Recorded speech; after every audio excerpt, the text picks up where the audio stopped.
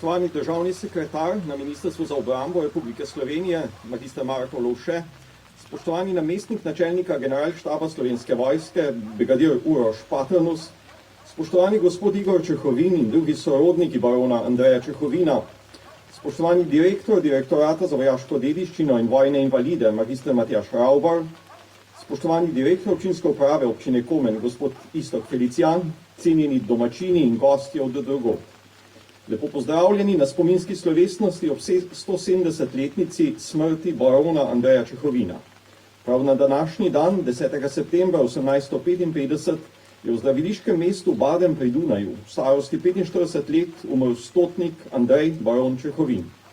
Ob začetku slovesnosti bo v imenu Ministrstva za obrambo k spomeniku položil venec državni sekretar magister Marko Lovše.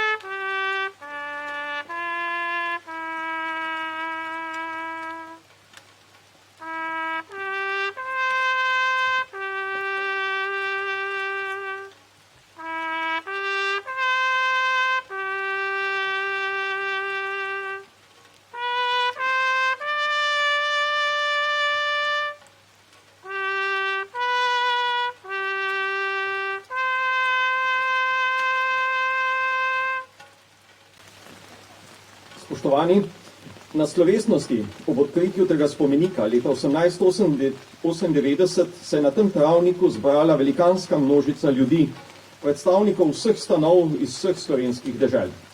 Prišli so počastiti spomin na rojaka, ki je svojim izjemnim pogumom se zapisal nacionalno vojaško zgodovino in tudi vojaško zgodovine cele Habsburške monarhije. Med najslavnejše može, koliko jih je rodila slovenska mati, po pravici spada cesarsko-kraljevi stotnik Andrej baron Čehovin, je takrat zapisal Čehovinov življenjepisec Janko Levan. Avstrijski zgodovinar Hirtenfeld je o Andreju Čehovinu napisal, da je eden najpogumnejših in najbolj nepozabnih bojevnikov, prvi in edini, čigar prsi so krasila 3 najvišja vojaška priznanja za hrabrost, red Marije Terezije in zlata in srebrna medalja za hrabrost prve stopnje. Dejansko ni noben drug častnik avstrijske in kasneje avstro-ogrske armade dobil obeh najvišjih odlikovanj za pogum.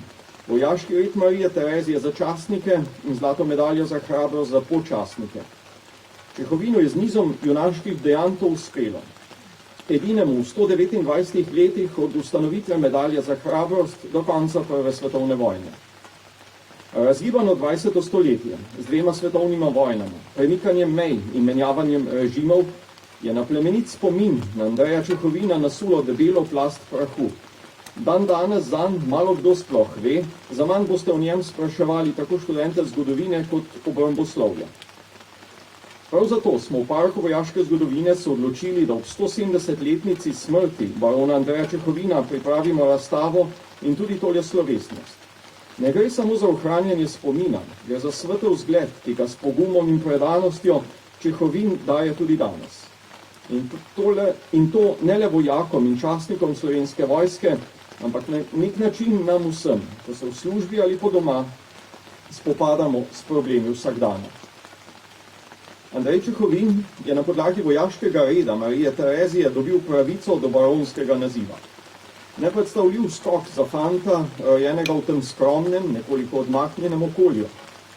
A njegovi sodobniki, kronisti, življenjepisci so v svojih zapisih enotni, da je Andrej Čehovin kljub stotniškemu činu in plemiškemu stanu ostal preprost in skromen, navezan na dom in domače, prepričan Slovenec, ki ni nikoli zatajil svojih korenin in svojih rojakov.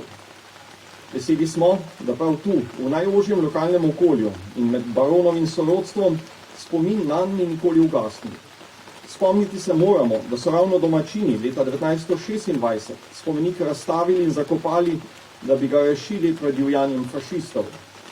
In da je prav zavest in vztrajnost domačinov botrovala temu, da je bil spomenik po 60 letih v zarji bližajočih se demokratičnih sprememb postavljen nazaj na svoje prvotno mesto. Hvala vam za to.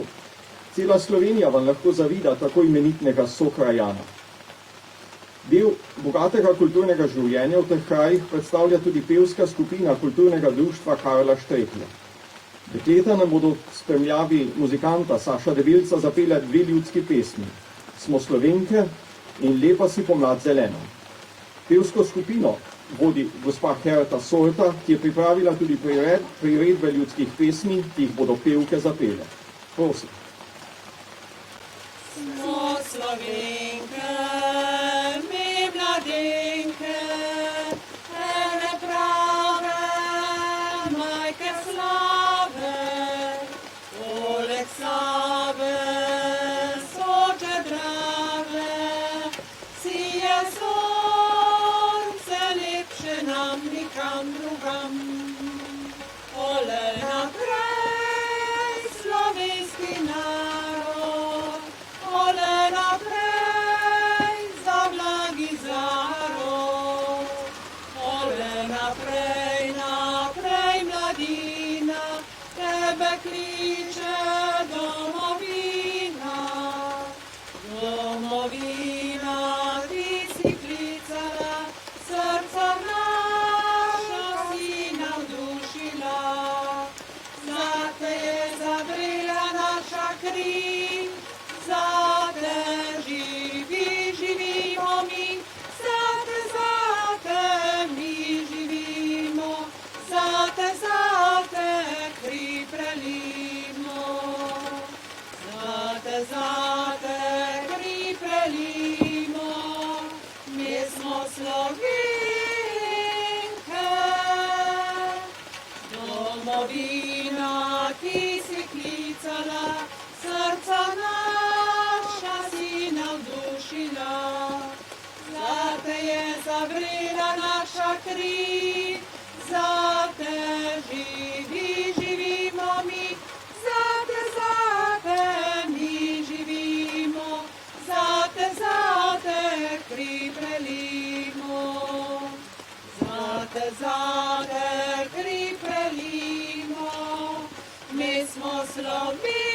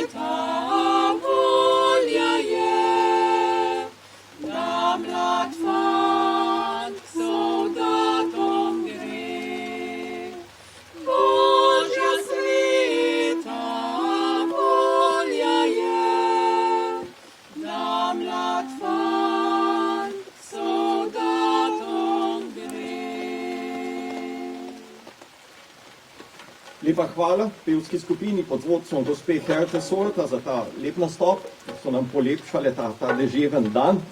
Hvala lepa tudi vsem, ki ste kakorkoli pripomogli k izvedbi te slovesnosti.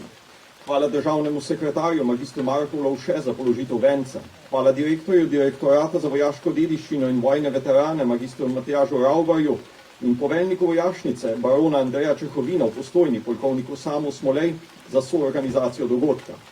Hvala občini Komen za ureditev prizorišča in ozvočenje tega dogodka. Hvala gardi Slovenske vojske in pihalnemu kvintetu orkestra Slovenske vojske. Prav posebna hvala gre gospodu Vidu Sorti iz tukajšnje hiše posebne sorte, ki je bil tu v lokalnem okolju gonilo tega dogodka. Hvala, gospod Vid. Lepa hvala vsem, ki ste kljub temu slabemu vremenu prišli. Ob koncu vas prav vse lepo vabim k nam v Park vojaške zgodovine, kjer bomo ob 12. odprli razstavo o življenju in delu barona Andreja Čehovina. Gre za prvo celovito muzejsko obdelavo našega slavnega rojaka, zato ne zamudite priložnosti. Lep dan še naprej.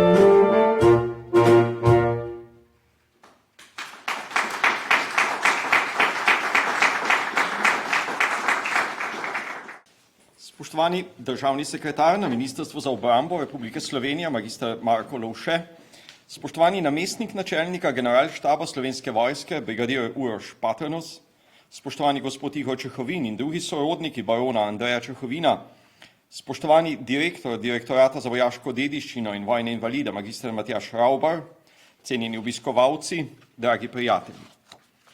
Lepo pozdravljeni na odprtju razstave Najhrabrejši med hrabrimi. baron Andrej Čehovin 1810-1855, ki sva jo pripravila skupaj z doktorjem Pavlom Carjem. Na današnji dan se namreč spominjamo 170-letnice njegove smrti, ko se je mnogo prezgodaj zaključila njegova nepredstavljivo hitra, bleščeča vojaška kariera.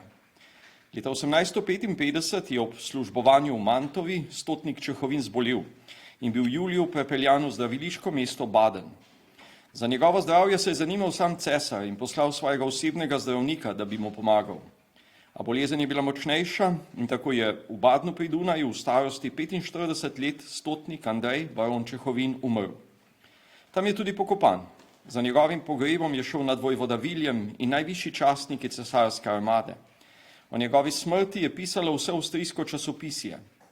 Vsa Avstrija je žalovala, ko je slišala, da je mrtev slavni novarski junak, je zapisal tedanji kronist. Čehovin je bil Prešernov sodobnik. Verjetno se nista poznala in ne vem, če je Čehovin bral njegovo poezijo, a zanj še kako veljajo verzi iz Prešernove Sovdaške. Le eni ljubici je zvest, ti ljubci čast se pravi, ta grež njim v boj krvavi, ga spremi čez gori brez cest in čez ozidje trdnih mest, kjer smrt junaške brate povabi v svate.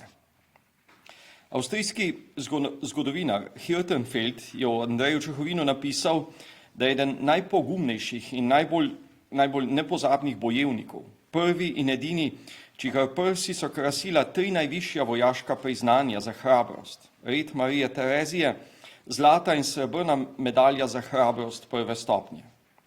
Dejansko ni noben drug častnik avstrijske in kasneje avstro-ogrske armade dobil obeh najvišjih odlikovanj za pogum, vojaški red Marije Terezije za častnike in zlato medaljo za hrabrost za podčastnike. Čehovinu je z nizom junaških dejanj to uspelo. Edinemu v 129 letih od ustanovitve medalje za hrabrost leta 1789 do konca Prve svetovne vojne. Ime razstave, najhrabrejši med hrabrimi, smo si izposodili z napisa na Čehovinovem spomeniku pred njegovo rojstno hišo v zaselku Dolanci v Zgornji Branici. Spomenik so leta 1898 postavili vojni veterani, med njimi tudi Čehovinovi bojni tovariši. Cel napis se glasi: najhrabrejšemu med hrabrimi v vojski Radeckega 1848-49. K predstavitvi Čehovinove vojaške kariere pa bi zdaj povabil doktorja Pavla Carja, soavtorja razstave in predsednika Slovenskega falerističnega društva, ter avtorja knjige Jurij Vega in viteški križec Marije Terezije ter drugi Slovenci nosilci tega odlikovanja, v kateri je predstavil tudi življenjsko zgodbo Andreja Čehovina. Pavle, prosim. Spoštovani gospod državni sekretar Lovše, spoštovani ostali visoki gostje, tudi v mojem imenu, malo težko nalogo imam v nekaj minutah predstaviti tako zanimivega človeka, kot je bil baron Čehovin, pa vendar.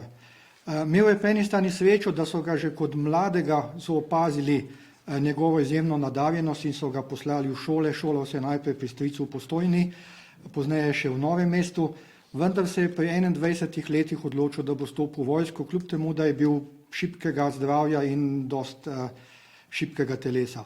Verjetno je bilo to razočaranje za družino, ki je pričakovala v duhu tedanjega časa, da bo gospod, da bo duhovnik, vendar Čehovina je vlekla vojska.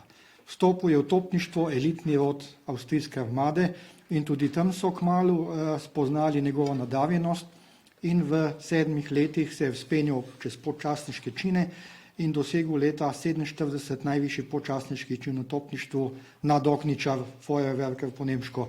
Take zanimive imena činov so imeli avstrijski vojski, ognjičar, nadogničar in tako naprej. No, Čehovin pravzaprav imel po eni strani srečo, da se je 1848 začela prva italijanska vojna za osamosvojitev, kjer se je njegova zvezda meteorsko spela.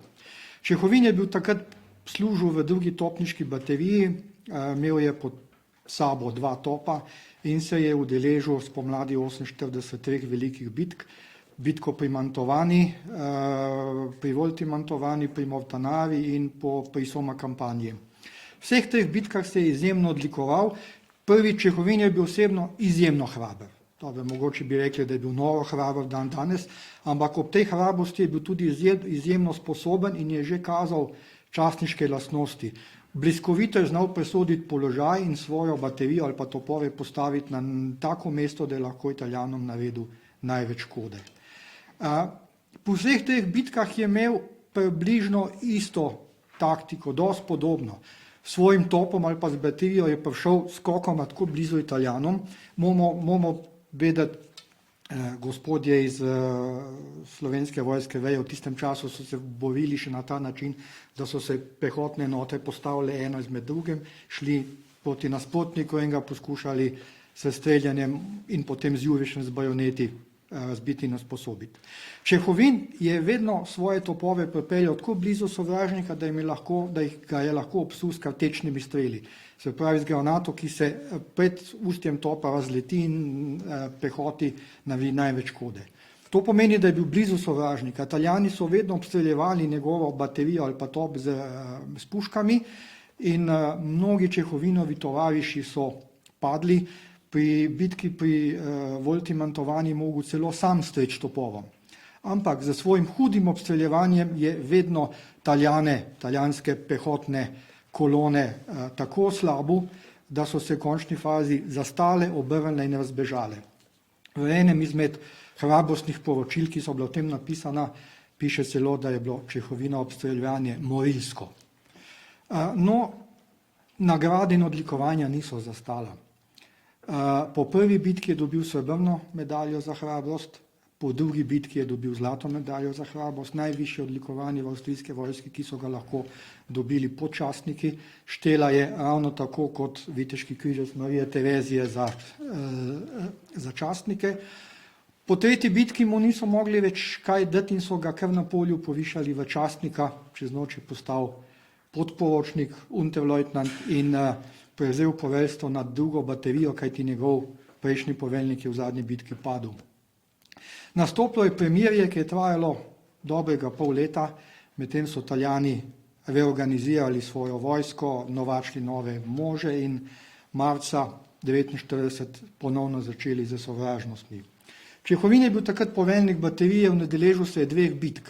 21. marca 1949 je bila bitka pri Montavi in le 2 dni kasneje bitka pri Novari, najbolj znamenita Čehovinova bitka. Čehovin je svojo baterijo spet prišel blizu Italijanom, se obstreljeval s italijanskim topništvom, od 4 topov so bili kmalu 3 neuporabni in Čehovin je z enim samim topom se obstreljeval z 12 italijanskimi topovi. Ni klonov. Feldzeugmeister vojvoda d'Aspre je kasneje rekel, da je bil to najčudovitejše dejanje v avstrijskem topništvu v celotni zgodovini. V končni fazi so se Avstrijci zaradi italijanske pomoči morali umakniti in takrat je Čehovin celo iz koščkov lesa in podvozja uspel 2 topa toliko usposobiti, da jih je zvlekel z bojišča, se pravi je izgubil en sam top, uničil je pa baje 6 italijanskih topov v tistem obstreljevanju.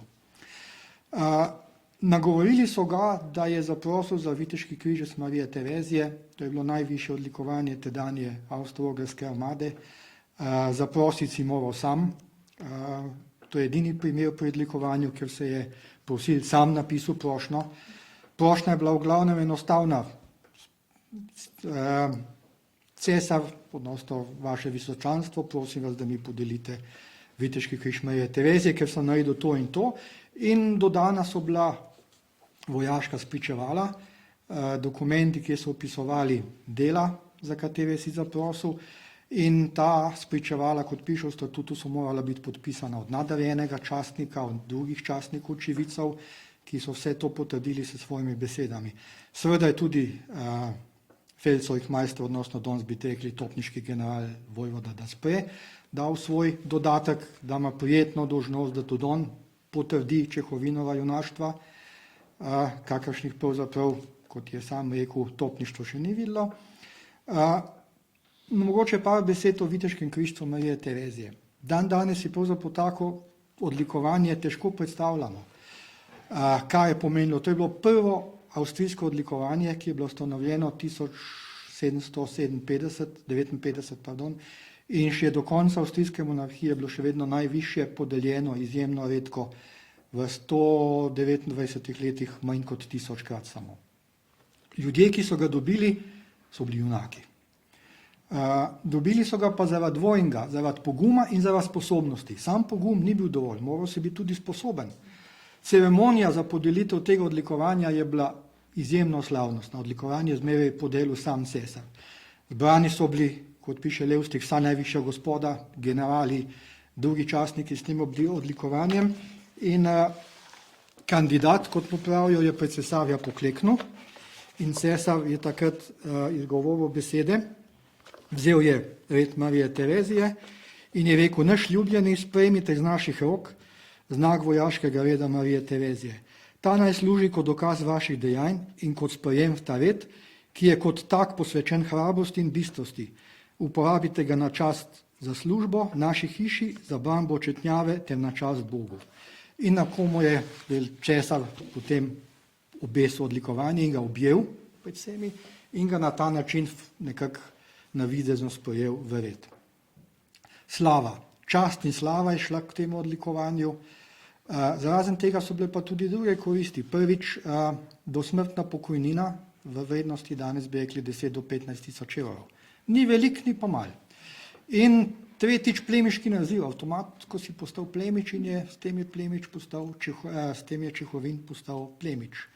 No, v statutu je tudi pisalo, da lahko tisti, ki dobi to odlikovanje, zaprosi tudi za baronsko titulo. Baronska titula je bila višje plemstvo. Avstrijci so imeli 2 stopnje nižjega plemstva, Slovenci imamo samo eno besedo za nižje plemstvo, to je plemeniti. Avstrijci so imeli von in edler von. Mi oboje s plemeniti prevajamo. Baron je bil pa že više plemstvo, Freiherr v nemščini. No in Vega je že eno leto kasneje zaprosil za baronski naslov in cesar Franc Jožef mu ga je dal, v 2 tednih mu ga je podelil. Sploh je šlo pa Čehovino izjemno hitro. Drugi nosilec tega odlikovanja, Jurij Vega, ki ga je dobil 50 let nazaj, je imel velike težave, je mogel 3-krat zaprositi in je čakal skoraj 3 leta, da je dobil viteški križec Marije Terezije. Cesar mu ga ni hotel dati, ampak to je ena druga zgodba. Čehovin ga je dobil izjemno hitro. V 14 dnevih odobritev odlikovanja, 14 dnevih po zaprošenju baronski naziv. No, za odlikovanje je tudi v statutu, ki sem ga omenjal, izjemno zanimiv opis, kaj mora človek narediti, da dobi to odlikovanje. Mora narediti nekaj, kar bi lahko brez vsake slabe vesti opustil. Pravi, častnik ni dolžen storiti nekaj, da bi mu kdo očital kasneje, da tega ni naredil, ampak ne, to bi lahko opustil, pa je vendar storil. To se meni zdi izjemno posrečen opis. No, Čehovin je dobil baronsko titulo. Čehovin je tudi edini izjemen primer slovenskih nosilcev tega visokega odlikovanja, ker gre velika hvala potomcem te rodovine. Zadnji se nam je priključil gospod Čehovin, njegov pranečak, ki je posodil, tukaj vidite baronsko diplomo, ki jo dobil Čehovin, izjemno lep dokument. Na tej strani so pa vsa njegova 3 odlikovanja, viteški križec Marije Terezije in obe 2 medalji za hrabrost. Edina taka odlikovanja, ki so ohranjena v Sloveniji. Vegovega nimamo, tretji nosilec je bil major Novak in tudi njegova odlikovanja so neznano kje, Čehovinova pa, hvala Bogu, se je tukaj ohranila. No, kot posebno milost mu je cesar, čeprav je bil že 2-krat povišan, ga je povišal še v stotnika, vendar v topništvu zanimivo ni bilo prostora takrat za stotnika in predstavili so ga konjenici, kulancom. Konjenica so bila ravno tako elitni rod avstrijske vojske, ampak Čehovin tam ni bil zadovoljen.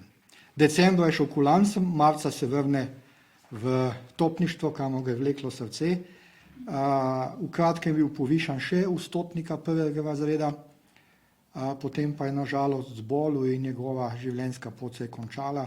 Čez 4 leta bi sledila nova vojna z Italijani, druga vojna za neodvisnost, bogi kakšna junaštva bi Čehovin takrat še naredil, čeprav Avstrija mu dala vse, kar mu je lahko dala, več mu ni mogla dati. Izjemna kariera v 10 mestih od začetka vojne do naslednjega marca Čehovin dobi vsa 3 najvišja odlikovanja, 3 napredovanja, plemiški naziv, baronski naziv.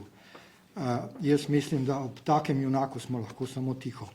Najhrabrejši med najhrabrejšimi, to je sigurno napis, ki za barona Čehovina drži. Hvala lepa.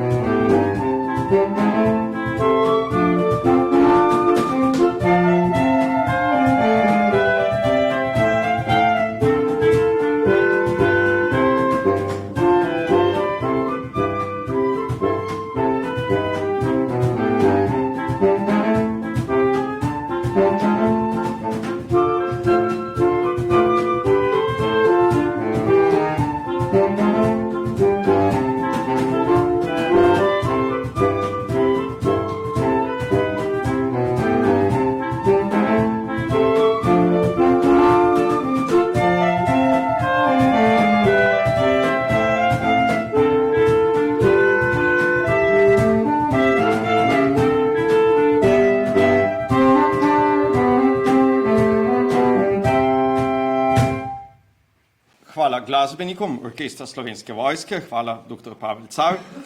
Andrej Čehovin je na podlagi vojaškega reda Marije Terezije dobil pravico tudi do baronskega naziva. Nepredstavljiv skok za fanta, rojenega v skromnem kmečkem okolju. A njegovi sodobniki, kronisti, življenjepisci so v svojih zapisih enotni, da je Andrej Čehovin kljub stotniškemu činu in plemiškemu stanu ostal preprost in skromen, navezan na dom in domače, zaveden Slovenec, ki ni nikoli zatajil svojih korenin in svojih rojakov. Razgibano 20. stoletje z 2 svetovnima vojnama, premikanjem mej in menjavanjem režimov je na plemenit spomin na Andreja Čehovina nasulo debelo plast prahu. Dan danes zanj malo kdo sploh ve. A spomin nanj ni nikoli povsem ugasnil v najožjem lokalnem okolju in med baronovim sorodstvom. Spomniti se moramo na mogočen spomenik pred njegovo rojstno hišo, ki so ga domačini leta 1926 razstavili in zakopali, da bi ga rešili pred divjanjem fašistov.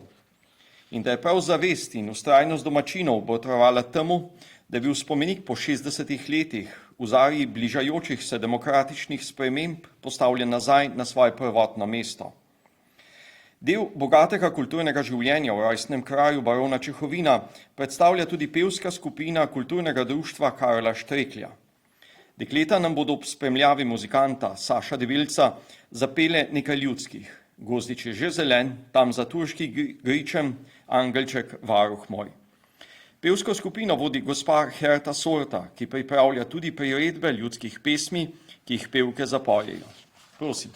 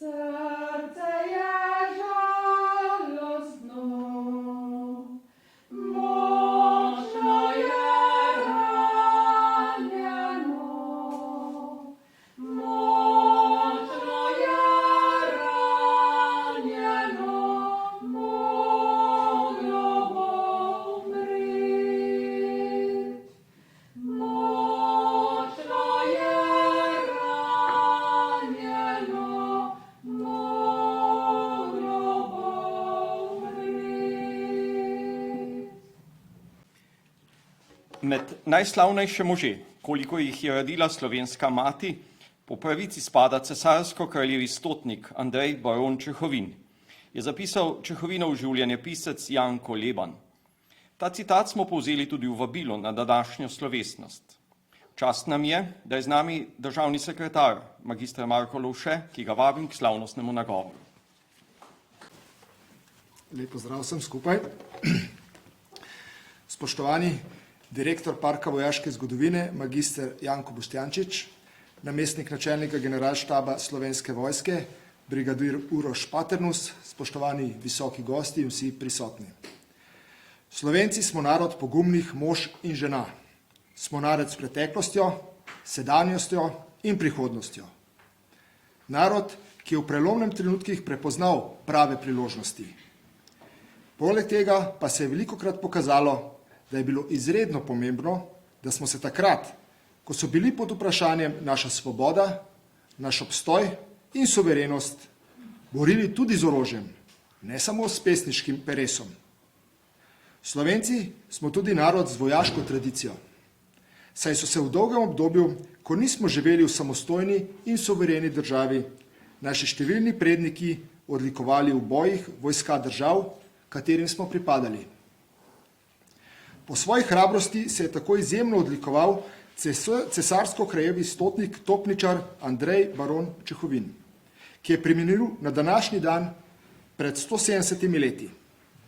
Rojen leta 1810 v Dolancih pri Gornjem Braniku na Krasu v kmečki družini se je po končanem šolanju odločil za vojaški poklic.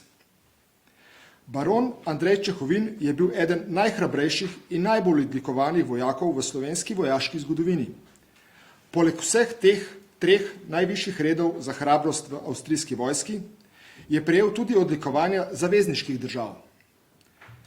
Toskanski viteški red 3. razreda in ruski viteški red svetega Jurija. Za čas življenja je veljal za najuspešnejšega artilerca v avstrijski vojski, ki se je v kratkem času svojega službovanja, kljub skromnem poreklu, s hrabrostjo in samoiniciativnostjo povzpel od podčastnika do stotnika in napredoval v plemiški stan. Čeprav je služil v avstrijski vojski in je bil lojalen cesarski častnik, je veljal za dovolj zavednega Slovenca, ki je v svojimi dejanji branil tudi našo zahodno mejo, saj se je prav v tem času začelo prvo italijansko poseganje po slovenskem etičnem ozemlju. Med službovanjem v garniziji v Mantovi je leta 1855 hudo zbolel, zato je bil poslan na zdravljenje v Baden, kjer je septembra istega leta umrl in bil tam tudi pokopan. Vojno ministrstvo mu je leta 1878 na pokopališču postavilo spomenik. Tega so mu leta 1998 postavili tudi v njegovi rojstni vasi. V čast mi je, da sem prav danes v imenu Ministrstva za obrambo tam lahko položil venec k njegovemu spomeniku. Spoštovani, na Ministrstvu za obrambo in v Slovenski vojski dajemo velik pomen slovenski vojaški dediščini. Za njeno ohranjanje še posebej skrbi Direktorat za vojne veterane in vojaško dediščino. Vojašnice Slovenske vojske ponosno nosijo imena pomembnih vojaških osebnosti v naši zgodovini, Postojnska prav po baronu Andreju Čehovinu. V letošnjem letu, ko Slovenska vojska za združitvijo obeh baterij za ognjeno podporo iz 1. in 72. brigade ponovno izgrajuje zmogljivosti artilerijskega bataljona, ki bo nosil oznako 460. artilerijski bataljon, še posebno prihaja do izraza dejstvo, da je del enote nameščen ravno v Postojnski vojašnici. Z veseljem odpiram današnjo razstavo, ki so jo pripravili v Parku vojaške zgodovine. Verjamem, da bo prispevala k širšemu zavedanju o pomenu slovenskih hrabrih vojaških osebnosti. Hvala lepa. Razstava je s tem odprta. Hvala državnemu sekretarju, magistru Marku Lovše, za slavnostni nagovor in odprtje razstave. Dovolite, da se pred koncem slovesnosti zahvalim vsem, ki ste pripomogli k postavitvi razstave. Lepa hvala soavtorju, dr. Carju, za plodovito sodelovanje. Rezultat ni izostal. Hvala sodelavcema, Petru Požarju in Niki Česnik za strokovno in tehnično pomoč. Posebna zahvala gre sorodnikom barona Čehovina, na čelu z gospodom Igorjem Čehovinom, ki nam je v imenu družine ljubeznivo posodil Čehovinova odlikovanja in plemiško diplomo ter zbirko fotografij. Čestitke družini, da je uspelo ohraniti ta dragoceni zaklad. Hvala Barbari Sirk in Žigi Okornu iz podjetja Uvid za zasnovo ter oblikovanje razstave ter podjetju Okvir za njeno izvedbo, naši tehnični ekipi pa za njeno postavitev. Hvala Tinetu Verbiču za prevod v angleščino in Loreni Aksetič za skrben jezikovni pregled. Hvala Ministrstvu za kulturo, ki je razstavo podprlo v okviru letnega programa našega muzeja, ter Centru za združeno usposabljanje, ki je v vojašnici barona Andreja Čehovina postavil duplikat te razstave. Iskrena hvala glasbenikom Orkestra Slovenske vojske in pevski skupini kulturnega društva Karla Štreklja. Dekleta nas bodo še enkrat razveselila s svojim petjem in sicer bodo zapele še Vsi so prihajali in Kaj ti je deklica. Lepa hvala tudi gospodu Vidu Sorti iz Hiše posebne sorte, ki je veliko pomagal pri organizaciji dopoldanske slovesnosti in nas bodril k obeležitvi te pomembne obletnice. Hvala lepa tudi vsem vam, ki ste v tem nemogočem vremenu prišli in s tem počastili našega slavnega rojaka. Vsi ste povabljeni, da si po koncu pogledate razstavo, potem pa tukaj v sosednji prostor na manjšo pogostitev. Želim vam še naprej lep dan, oder pa prepuščam našim pevkam.